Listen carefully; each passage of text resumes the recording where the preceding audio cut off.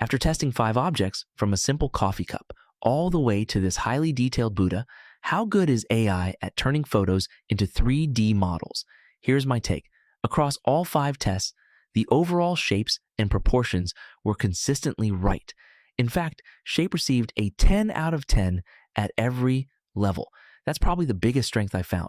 Regarding capturing the details, AI was really good, even on the most complicated objects, but we saw mistakes like missing teeth, extra fingers, and small areas where details were merged or changed.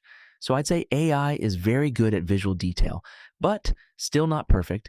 When it comes to guessing the hidden parts, AI often made surprisingly accurate guesses. The Buddha was probably the best example. The AI created the hair on the back of the head and even reproduced folds in the robe without seeing those areas in the original photo. That's pretty remarkable. Printability is probably the biggest lesson from my experiment.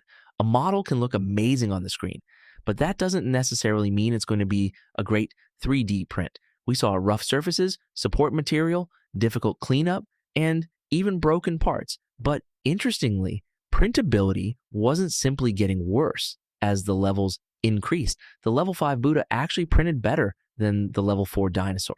So the complexity of the object isn't the only factor.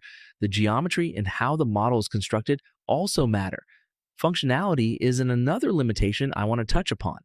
AI was much better at recreating what an object looks like than recreating what an object does. The toy car had movable wheels, but the AI version didn't. The dinosaur had flexible joints, but the AI version had fixed joints. So if you're trying to recreate a functional mechanical object, you may still need to do some work yourself.